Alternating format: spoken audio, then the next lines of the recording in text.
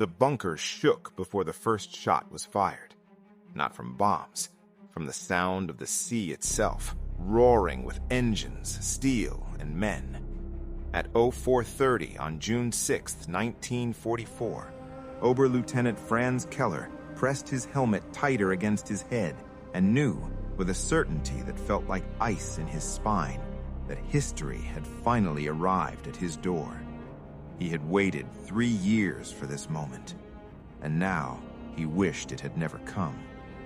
The Atlantic Wall was supposed to be unbreakable. That was the word Berlin used. Unbreakable. Concrete bunkers buried deep into the cliffs of Normandy.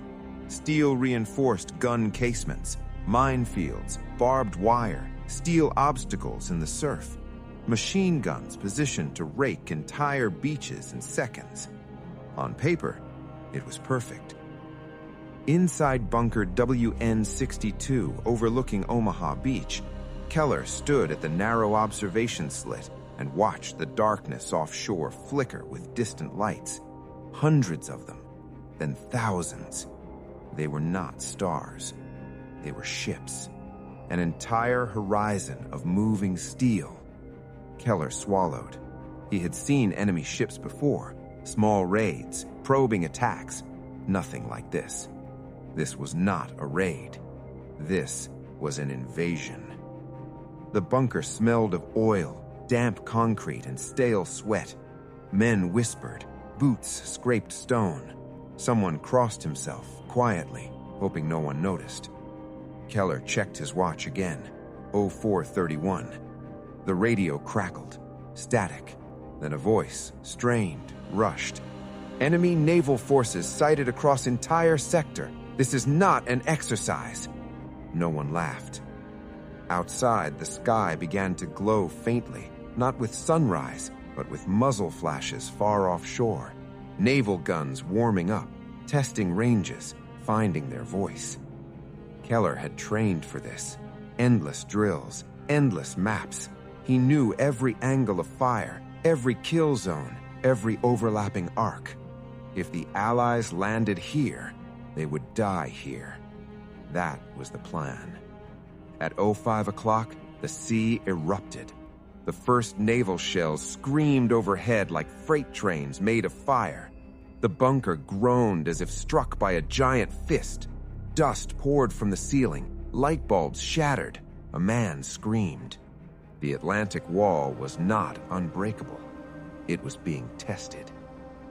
Keller was thrown against the wall. His ears rang. The world narrowed into noise and vibration. Concrete cracked somewhere nearby, a deep, terrifying sound. Another shell, closer, then another. The bombardment did not stop. It built, it layered, it consumed time itself. Minutes felt like hours. Hours felt like a single breath held too long. Keller crawled to the observation slit again, heart hammering. Smoke rose from the beach defenses. Trenches vanished under explosions. Wooden obstacles splintered like matchsticks. But the bunker still stood. The men looked at him. He was the officer. He was supposed to know. "Hold your fire," Keller said. His voice surprised him. It sounded calm. If they fired too early, they would reveal positions, waste ammunition, miss targets they couldn't yet see. The radio came alive again. Paratroopers reported inland, enemy airborne units everywhere. That was not supposed to happen. Rommel had warned them. The landings would come with the tide, with air support, with chaos. He had begged for reinforcements closer to the coast. Berlin had said no.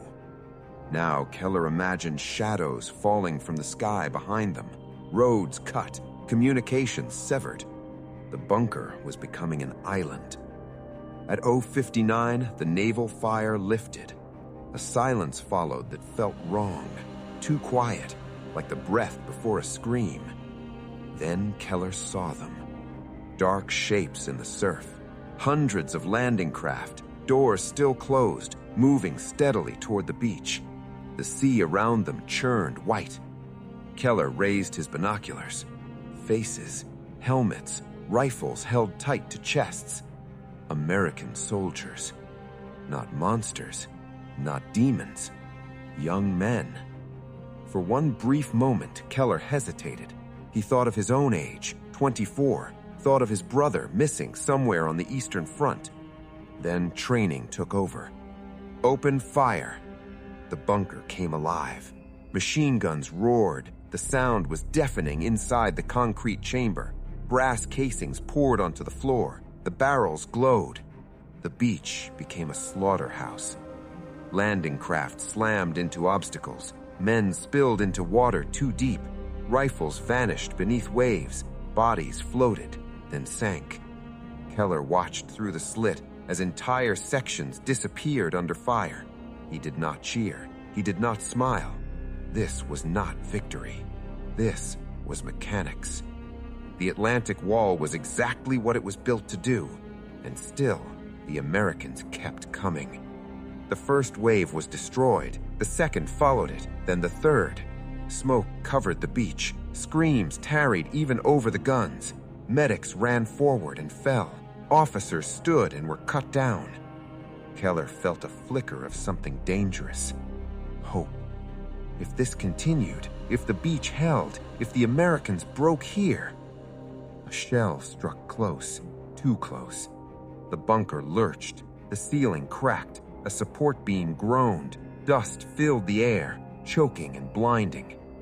"Gun 2 is out," someone shouted. Keller turned. One machine gun was silent, twisted metal and blood where a crew had been seconds earlier. The Americans had found them. Naval guns adjusted. Air support joined in. Fighter bombers screamed overhead, dropping bombs with terrifying precision. The Atlantic Wall was no longer a wall. It was a target. By 0700, Keller could see Americans sheltering behind obstacles, behind bodies, behind anything that stopped bullets. They crawled. They ran in short bursts. They adapted. They always adapted. A shell hit the bunker entrance. The blast wave slammed through corridors. Men were thrown like dolls. The lights went out. Darkness. Only muzzle flashes lit the interior now.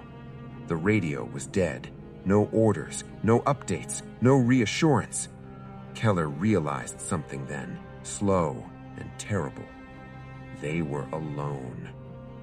At 7:45, American destroyers moved dangerously close to shore. Keller watched in disbelief as they fired point blank into the cliffs, aiming directly at bunker positions. It was madness. It was brilliant. Concrete exploded. Entire casements vanished. The Atlantic Wall was being peeled away layer by layer. "Ammo is running low," came the shout. Keller nodded. He had expected that. The plan assumed relief, counterattacks, reserves. None were coming. By 8:30, American soldiers reached the base of the bluffs. The killing zones were behind them now. The war had moved past the bunker. Keller ordered the remaining guns to fire at targets inland. It felt absurd, shooting at shadows through smoke, but it was all they had. Then came the sound he feared most. Boots. Above them. Grenades followed. Explosions rolled through the corridors. Men screamed. Smoke filled every space. Someone ran, panicked, and was cut down by shrapnel. Keller drew his pistol. His hand shook. He hated that it shook. This was not how it was supposed to end. American voices echoed, close now, clear. Orders barked with urgency, not fear. The bunker door blew inward. Light flooded the darkness. Figures rushed in, rifles raised. Keller froze. For a moment, no one fired. An American soldier locked eyes with him. The man was breathing hard, face streaked with soot and blood that was not his own. He looked relieved. Keller lowered his pistol. It clattered on the concrete floor, louder than any gunshot. The bunker was silent. Outside, Omaha Beach was no longer a killing ground. It was a foothold. Keller was led out into the daylight, the smoke, the wreckage, the bodies, American flags already appearing on helmets and radios. The invasion had succeeded. Not cleanly, not easily, but it had succeeded. As Keller sat on the beach, hands bound, he watched more ships arrive, endless waves of men and machines rolling ashore. He understood then that this moment, this single morning, had cracked the spine of Nazi Germany. The Atlantic Wall had failed, not because the concrete was weak, but because the men attacking it refused to stop. Years later, Keller would write about that day, not about ideology, not about orders, but about sound, fear, the way the sea looked filled with ships, and the moment he realized that history does not ask permission. It arrives, and it breaks